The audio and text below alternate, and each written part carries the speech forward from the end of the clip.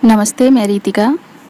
मैं अपने बालों में नारियल का ही तेल लगाती हूँ, वो भी बाल को धुलने से 1-2 घंटे पहले। स्कैल्प पर तो मैं नारियल के तेल से मसाज करती हूँ, पर साथ ही साथ नीचे की साइड के जो बाल होते हैं जिन्हें शाफ्ट कहते हैं, वहाँ पर भी तेल लगाना बहुत ज़रूरी है, क्योंकि स्कैल्प पर जो बाल होते हैं उनकी नरिशमेंट रूट से होती रहती है। जो नीचे की साइड के बाल होते हैं वहाँ तक वो ऑयल नहीं पहुँच पाता, वरना नीचे की साइड के बाल बहुत ही रूखे हो जाते हैं। जब ज़्यादा रूखे हो जाते हैं तो दो मुँहे भी हो जाते हैं। वो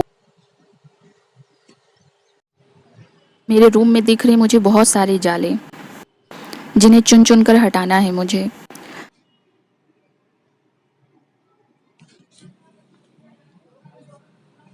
जाले तो ठीक है, मकड़ी लगा देती है, मगर मुझे ये नहीं समझ में आता कि एक दीवार पे टंगी हुई घड़ी कैसे गंदी हो जाती है, जबकि मैं रहती हूँ फर्स्ट फ्लोर पर, और रोड से धूल इतना ऊपर तक कैसे आ जाता है। मतलब मैं दिन भर डस्ट से घिरी हुई रहती हूँ और मुझे पता भी नहीं चलता है। इतना ऊपर टंगा हुआ पंखा तक गंदा हो जाता है, और इतना सारा गंदा हो जाता है, इतना भर भर के धूल इसमें से निकलता है, ऐसा लगता है जैसे किसी ने पंखे पर धूल को स्प्रे किया हो।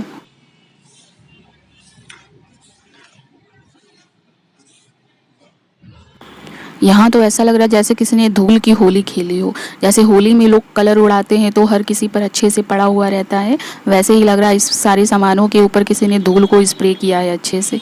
ये मेरा मोबाइल होल्डर है, बहुत ही मजबूत है ये। इसे मैंने अमेजोन से 900 में मंगाया था। ये इतने सारे हॉट एयर बैलून मेरे भाई ने खरीद कर रखे हैं, 2-3 साल हो गए। वो हर साल दिवाली पर एक एक उड़ाता है। उसे कहीं से सस्ते में मिल रहे थे, उसने 10-12 खरीद कर रख लिए थे। कुछ तो उसने अपने दोस्तों को दे दिए, कुछ 2-4 अभी बचे हुए हैं, और मुझे लग रहा है ये खराब हो गए, ये किसी काम के नहीं है। पर फिर भी मैं झाड़ झूड़ के रख दूंगी, पता चले वो ढूंढे ना मिले तो चिल्लाने लगेगा। डेकोरेटिव आइटम्स सजाने का तो मुझे बहुत शौक है, लेकिन जब इनकी सफाई करनी होती है तब मुझे अपनी नानी दादी सब याद आती है।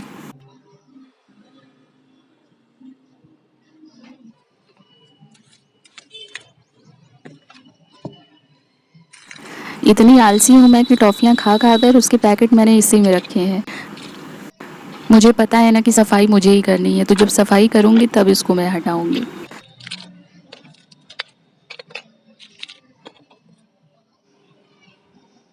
अलमारी पर ये न्यूज़पेपर मुझे अच्छा नहीं लगता, पर रिक्सिन इतने महंगे महंगे मैंने देखे हैं ऑनलाइन कि हिम्मत नहीं होती उनको मंगाने की। इस बॉटल को मैंने 100 रुपीज़ में ख़रीदा था। इतना छोटा सा बॉटल, सिर्फ इसमें लाइट जलती है, इसलिए इसका कॉस्ट इतना ज़्यादा है, पर लाइट जलने पर ये बहुत अच्छा लगता है। इस अलमारी पर जितने भी डेकोरेटिव आइटम्स हैं सब 100 के ऊपर ही हैं। 400, 600, 500, 2000 ऐसे ही हैं सारे सामान।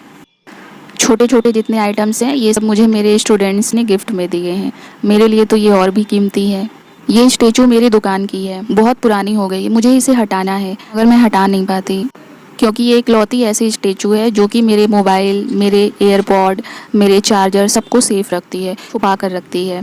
वरना मुझे ऐसे सामने ही रखने होंगे या कहीं और रखने होंगे, और अगर मैंने ऐसे सामने ही रख दिया तो इस रूम में अगर बंदर किसी दिन घुसा तो वो उठा ले जाएगा मेरा सब। खिड़कियाँ तो गंदी होंगी क्योंकि इनमें तो डायरेक्ट बाहर से धूल आता रहता है।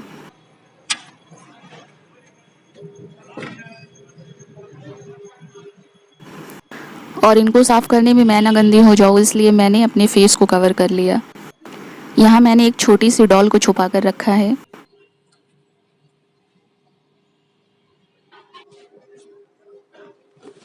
हर जगह तो ठीक है, ये गद्दे के नीचे डस्ट कहाँ से आ जाता है। इतने खुफिया जगहों पर भी डस्ट की पहुँच है।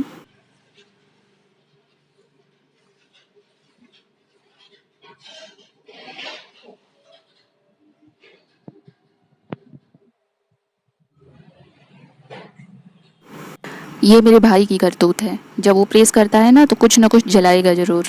सब साफ़ सफाई करके अब मुझे मिल गई पकौड़ी खाने के लिए। वैसे मैं बिना नहाए धोए खाती नहीं, पर अभी मुझे मेरे कोचिंग की भी सफाई करने जाना है, इसलिए मैं खा ले रही हूँ, ताकि मुझे चक्कर वक्कर ना आ जाए और मैं कोचिंग में ही रह जाऊँ अपने, कोई पहुँच भी नहीं पाएगा वहाँ तक।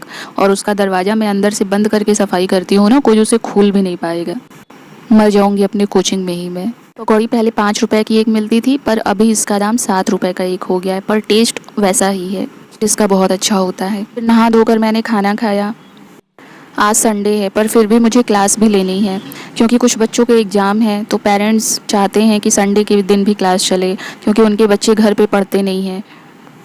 सिर्फ एक बैच में ही मैंने बच्चों को बुलाया है जिनके एग्ज़ाम है, जिनके नहीं है उनको मैंने नहीं बुलाया, वरना मुझे 4-5 घंटे क्लास लेना पड़ता। फिर भी इनकी मैं 2 घंटे लूँगी क्लास।